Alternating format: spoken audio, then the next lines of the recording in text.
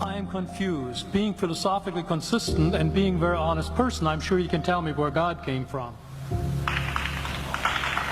And in addition, once you've told me where God comes from, please try to clarify how you can figure that a spiritual force can have an impact on a material universe to create it.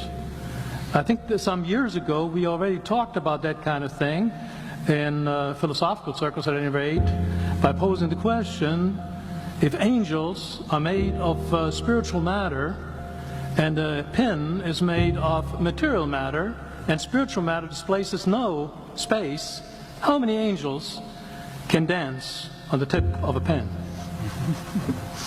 I have a sense of sort of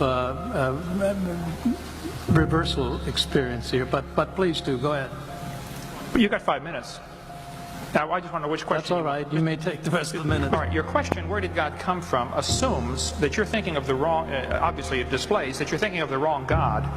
Because the God of the Bible is not affected by time, space, or matter. If he's affected by time, space, or matter, he's not God.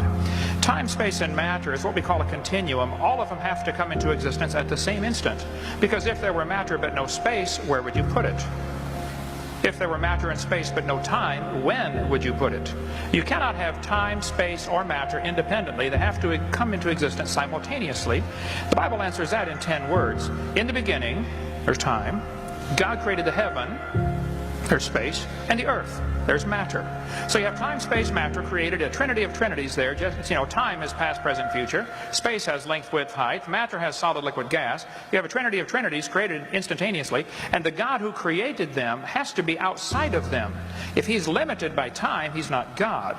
The guy who created this computer is not in the computer. He's not running around in there changing the numbers on the screen, okay? The God who created this universe is outside of the universe. He's above it, beyond it, in it, through it. He's unaffected by it. So the concept that a spiritual force cannot have any effect on a material body, well then I guess you'd have to explain to me things like emotions and love and hatred and envy and jealousy and rationality. I mean, if your brain is just a random collection of chemicals that form by chance over billions of years, how on earth can you trust your own reasoning processes and the thoughts that you think?